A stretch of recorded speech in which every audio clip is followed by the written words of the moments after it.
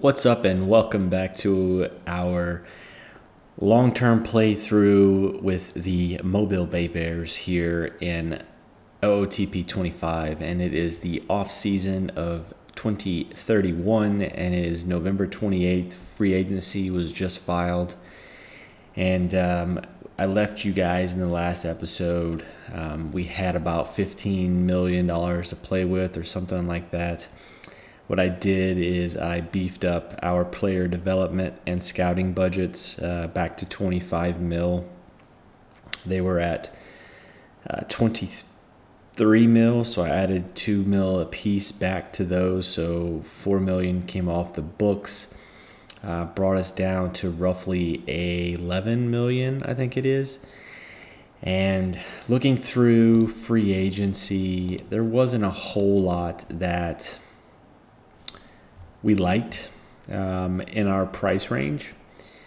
And the one player that we did like, we offered Bryce Terang a minor league contract just for depth. We don't think he's going to be a starter for us, but we do like his defense. And if something happens as far as an injury or something like that, we have sent him a minor league offer with a major league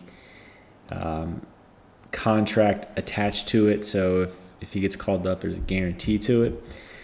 But we did offer Luis Garcia. You guys might remember we had him. He played first base for us for the majority of the year last year. Excellent season.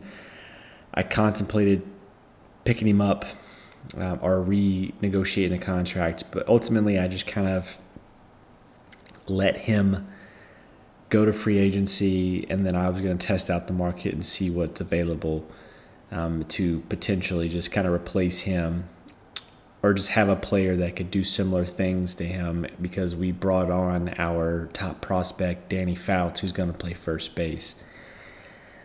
Essentially, I need a middle infielder and an outfielder, and he kind of fits the bill for that. I particularly need a shortstop. I can make it work at short with other players. He will not be our shortstop, that's for sure, but he's solid in left field, right field, obviously can back up at first base and can play a decent second base. So I think he is worth the pickup back up at the price he's wanting.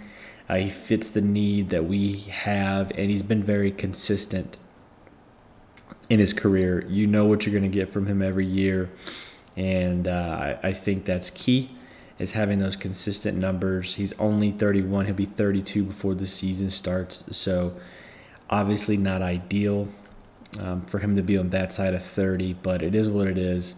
He's also a left-handed bat, of which we really just don't have in the lineup this year. We used to have too many left-handers, and now we don't have any. So this will add a left-handed bat back to the lineup. And, yeah, I went ahead and offered him a lot lower than what he was asking. He was wanting $9 million a year for 3 years, so that would have been $27 million. I offered him $23 million over 3 years, and 2 of those 3 years are team option contracts. So really, we were only locked in at 1 year, and I think I put it at $8 million. So I believe that's fair.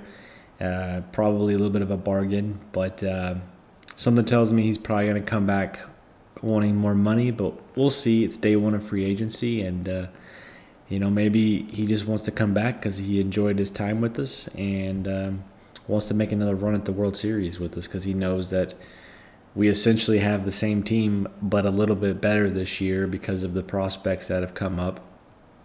As long as they perform to their hype, or for the most part, I think we're going to be in a better position than we were last year. So maybe he wants to come back and hang out with us. We'll see. I'm going to get this thing kind of rolling forward quickly. It shouldn't be too busy of an off season. Like I said, we're pretty much the same team. Sprinkled in some new starting pitching and, a new first baseman and things like that. So there's a few pieces that are new, but we didn't really have to rely on free agency.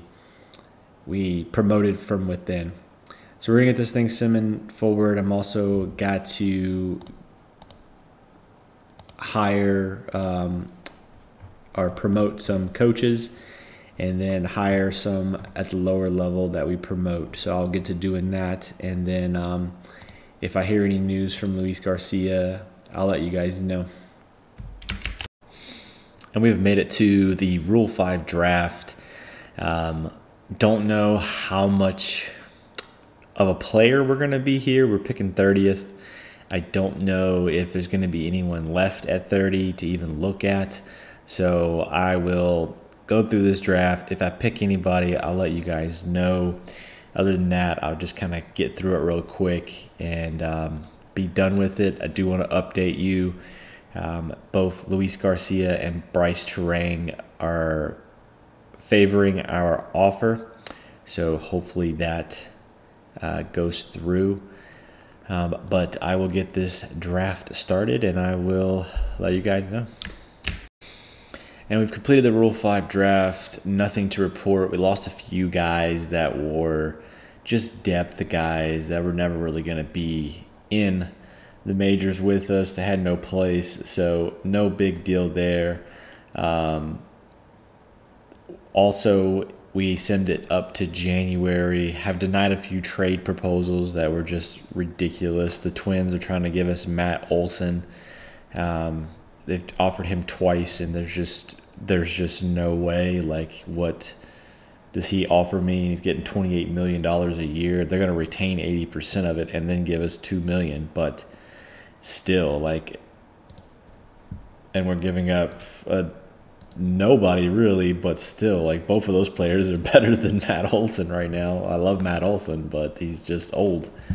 So denied that a few times, and then also got the news that Luis Garcia has signed the contract. So we have him back. So we have filled our holes. Next year we'll pay him $8 million, which I think he has rightfully deserved.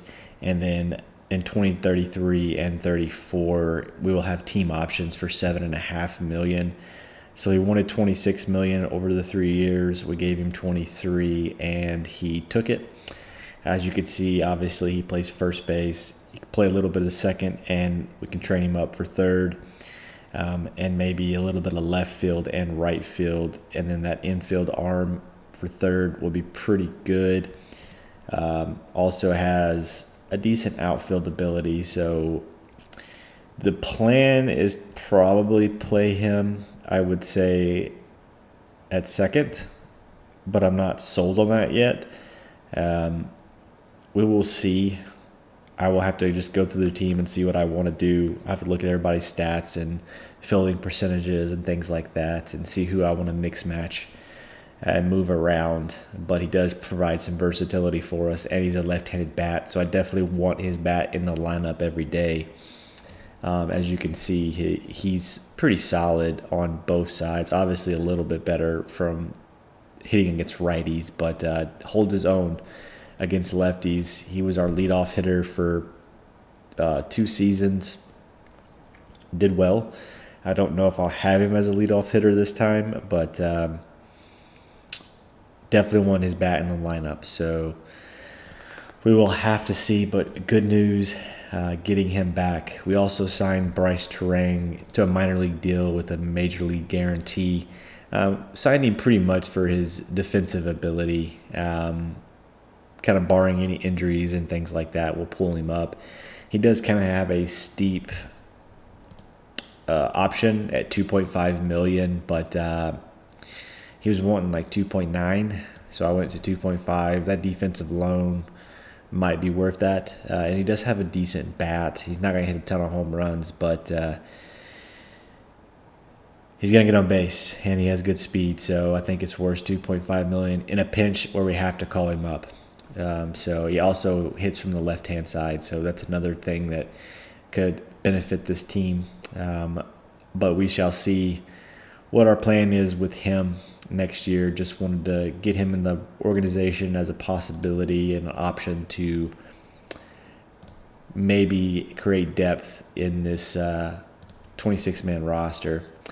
But it is January 1st, so this month we have international free agency, and then yeah, we're moving right along here. I will keep checking in on free agency and just seeing if any prices have dipped, and if so, you know, I might go after some other players as depth and things like that. I'm really happy with where the team is at. We have roughly $5 million left over after I've plussed up everything else back to where I originally had it, as far as like the scouting budget, the development budget, and things like that. So, yeah, we are feeling pretty good at where we're at. So hopefully we can repeat our performance from last year at a minimum, and then just keep grinding and keep progressing. But let's go ahead and get to international free agency. And we're a day away from international free agency, but as always, check in on the Hall of Fame results. And this year, 2 players were selected to the Baseball Hall of Fame, and that was Clayton Kershaw and Mike Trout. So definitely deserving for Kershaw. Mike Trout appears to played somewhat healthy down the stretch until 2026, but 440 career homers, 291 average, 1,900 career hits, 86.1 career WAR. So not as good as stats as you would think, but does have quite a few MVPs, quite a few Silver Sluggers, All-Stars, just you name it. But unfortunately, an injury-riddled career. Clayton Kershaw had similar issues, but definitely a first ballot Hall of Famer in my book.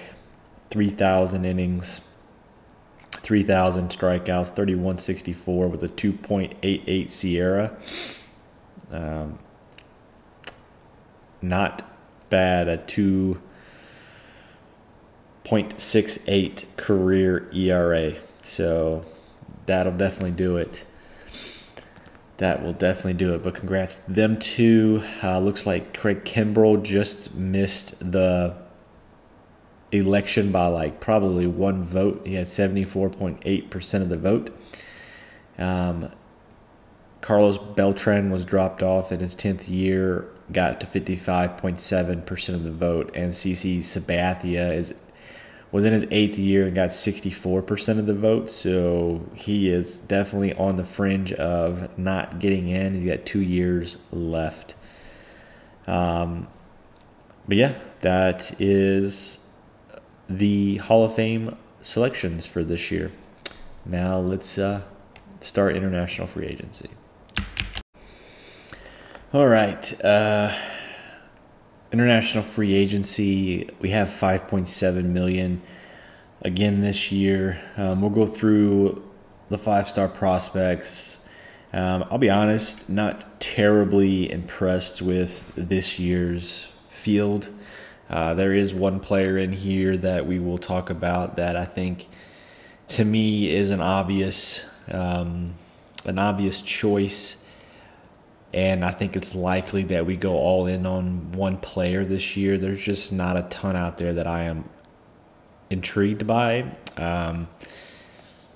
We will see, but we'll go through these guys real quick, and then we will talk about who I like.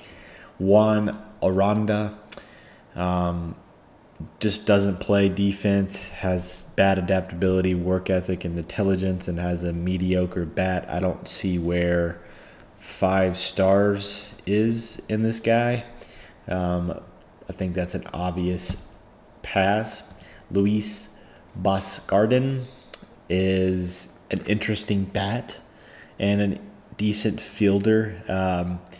He has low intelligence, but has solid speed and defense, and probably a second baseman. Oof, not a very good double play turner. Yeah, second base maybe. Maybe third base as well, but maybe a left fielder, but has off the charts power, above average contact, BABIP, gap power, eye, all those good things. Just the low intelligence, which is a deal for me, but not a deal breaker, if that makes sense. Next is Juan Chagola, an absolute beast in the contact and gap power. Not going to hit much power. His eye isn't that great. Ridiculous speed, and plays a really solid, looks like second base. Does not have a good arm, so definitely going to be limited to second base or first base, and probably not anything in the outfield, so definitely a second baseman / first baseman. An interesting profile nonetheless. He has high loyalty and high financial ambition, so that's kind of an issue, but not terrible. The only thing I see wrong with this is we have so many guys coming up through the pipeline that have a very similar profile, albeit not anything that's this maxed out, but similar profiles nonetheless. So I don't know if I want to go that route again. I might, but I'm not sold on that just yet. Next is a starting pitcher, Massimo Ciai. He's an Italian, so I probably butchered that. But he has low leadership, ground ball picture, a very solid profile as long as that changeup develops. Otherwise, he'll be a 3-pitch pitcher with good control. Not terrible, but definitely not like a guy that just jumps off the page at me as, hey, pay me, what is he looking for? $3.2 million, so $4 million probably, and I'll play for you. Like, he doesn't jump off the page at me. Jorge Corona is a little above average hitter, good adaptability, but has a lot of money he is wanting. Not great speed, a not good defense, just an offense, and that's really about it. And it may only be an average offense by the time he develops. Next is Abraham del Carmen from the Dominican Republic. Definitely a better profile as far as pitchers. I really like this one better than the last guy. Overall, good stuff, good movement, good BABIP, good control, fastball, great slider, curveball, and changeup. So if that changeup develops, he's going to be a pretty nasty pitcher. Starter as well. So he has good loyalty, adaptability, and financial ambition. So do like all those things. I would like work ethic there, but at the same time, I'm not. Beggars can't be choosers. But I do like him the best out of the 2 pitching prospects on here. Next is Luis Serrano. Good adaptability and work ethic. Just isn't going to play a position at all. Like, he's just terrible in the field, and he has a good bat. But again, do I want to put this much money into a guy that's probably just going to be a DH? Maybe he could play first base. No, he can't even play first base. Like, it's tough, right? Like, I am not impressed with the defense in this year's free agent group. So, doesn't jump off the page at me. At least that guy doesn't. Next is Juan Cisneros. A ridiculous profile as far as contact to power. Could be a guy that puts up 40, 50 home runs, but also hits 300. So that's pretty solid. Has a high baseball IQ, good loyalty, work ethic, and intelligence. I love those two. And he's going to play a solid first base probably. They have him listed as a first baseman.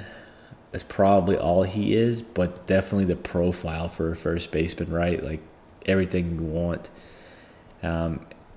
Nickname Super Gremlin. So definitely a solid profile. Would like a little bit more versatility in the field, but not going to complain with that personality traits and that contact to power combination. But those are the 5-star prospects, and at first I was pretty confident in my choice. I'm a little less confident now, but I think it's between Abraham Del Carmen, the pitcher, and Juan Cisneros, the first baseman. Cisneros, we have no one like this in the organization, and that's what jumps out at the page for me, is that guy that has that contact and power combination. Yes, he doesn't run well, not a great defender, is not going to win any Gold Gloves more than likely, but is going to hold his own at first base. So it's tough, right? Because we're about to call up our top prospect in baseball who's going to be a first baseman and more than likely be the guy that we have long term there, but there's nothing that says we can't make this guy the DH and then the first baseman as a backup role. So that's tempting to me. And then Abraham Del Carmen, just a really solid profile. No complaints there. Wish he filled his position a little better, but it's not the end of the world. So it's a tough decision. I would like to get both of them, but I can't.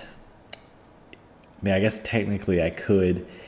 He's wanting 2.4 and Cisneros is only wanting 3. So if they were both to go for their asking price or their demand, then I would have the money to do so. However, we all know that they're going to go for much more than that. So I think I'm going to focus on Cisneros.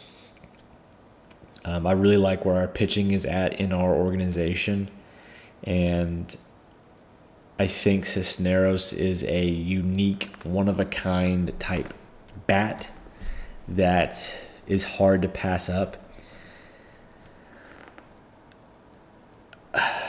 Yeah, and then his personality traits, I think, win it over for me even more. So he's wanting $3 million. I think I'm going to go strong at 3.5 and see what happens. But it's very possible that he takes all 5.7. I think he's going to be in high demand from the league, and it says he is in very high league interest. So I think I'm going to go pretty heavy. Maybe I go 3.7 and see if we can just get him quickly. I might be overpaying a little bit at first. I might could get him at 3.5, but I think if we just go strong at 3.7, maybe he just immediately says yes to it in like a day or two, and then we can move on and have $2 million left over. That's just kind of my thinking and my thought process. Whether it work, I don't know, but it's worth a shot. So hopefully the Super Gremlin will commit quickly. He said we will hear from him soon, and he likes our offer. So we will fast forward it. I won't commit any more money until I hear from him. I'm all in on this guy. If he commits early, then we will reconvene with other potential candidates, but I will keep you guys posted. And unfortunately, Cisneros is definitely highly sought after. We went heavy at 3.7. Milwaukee went heavier, and now he's asking for 4.5. So obviously, we're still all in on this guy. I'm going to bump it to 5. I go 5.1 and see if he takes that. Hopefully he does and gives us a little bit left over to add some organizational guys that maybe develop in the future. All right, our rivals, I guess they're really not our rivals, but our expansion partners, the Salt Lake City Saints, have entered, and then the Rockies countered. So now he's asking for 5.6. So I think it's obvious we just max this thing out and be done with it. And hopefully he accepts our offer at this point. Maybe we should have just done this to begin with, but hopefully he takes the full offer and picks us. And we did get Juan Cisneros in the organization. He signed the contract, so he did take all of our IAFA money as we kind of expected. We were hoping we could maybe sneak one by the old AI and make it happen, but was not meant to be. So Cisneros will be in our international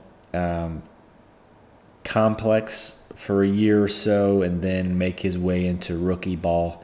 But absolutely thrilled to have him on board. That combination of contact and power, man, it could be a game changer for this organization. A guy that could put up MVP numbers easily for us and change the record books that we don't really have right now. But we have a few guys that are setting records. Mason Davis kind of is setting our record books currently, but he could be a guy that comes in after him and just blows those records away with his power and contact combination. So hopefully he develops fully and is a hit for us. And if he is, it's going to be a lot of fun to watch his stats as they progress through his career. But yeah, that is international free agents. So now let's move into February, an inch closer to spring training. And we have made it to the preseason, and some pretty big news breaking here in the league. They have announced a rule change, and that rule is the minimum required service time for a player to reach free agency has been reduced by 1 year to 5 total years. This also reduces the required years needed to be eligible for salary arbitration. So definitely a big rule change for a GM, right? Because dealing with money and stuff like that, that means these players are going to be in their free agent years sooner.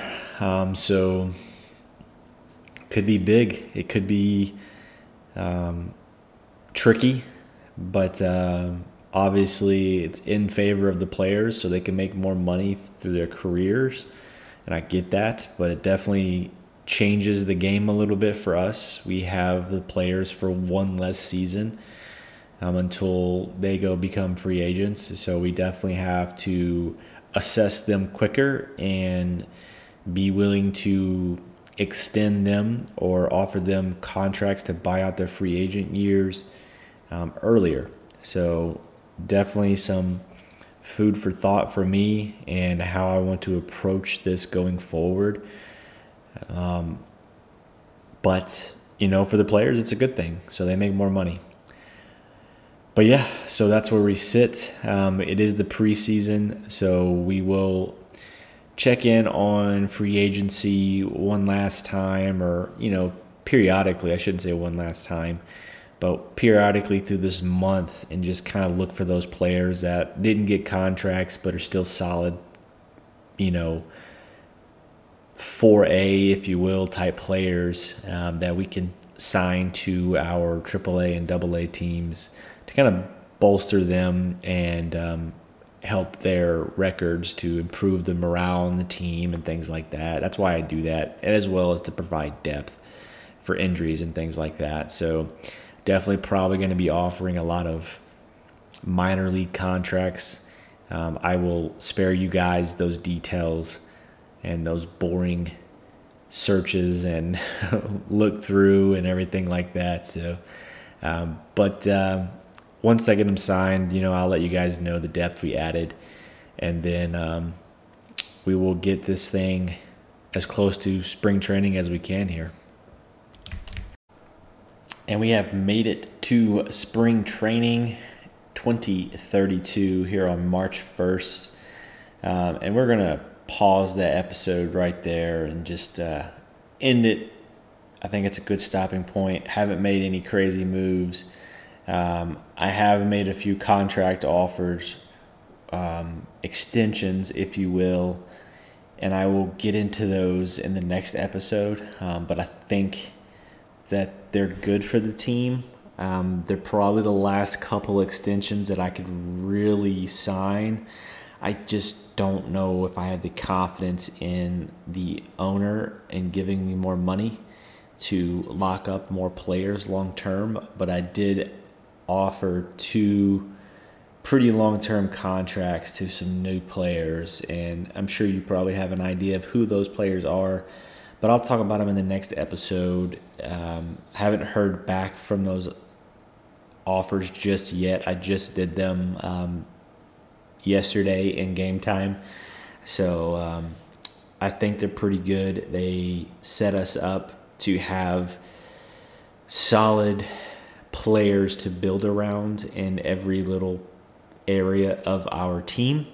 So I like the offers, and I think that they will prove to be valuable in the long run, just because I think the players are going to perform at a rate that demands much more money than what the contracts that we have offered are going to give them.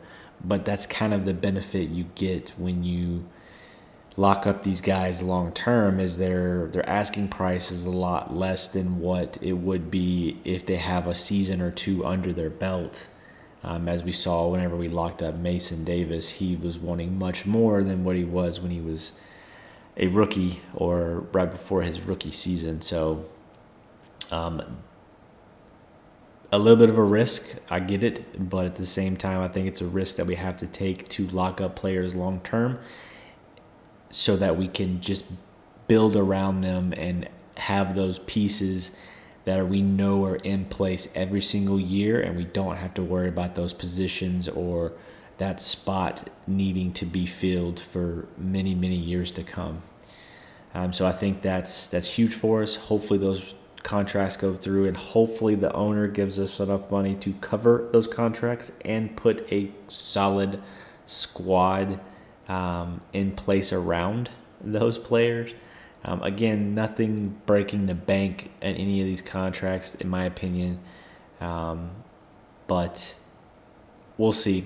I'll deep dive into those contracts in the next episode. I hope these players sign them. I think they will, and then we'll talk about them in the next episode, and then get through spring training right before we start the 2032 season. So with that, thank you guys so much for watching. I hope you all have a fantastic day, and I will see you in the next episode. Have a good one.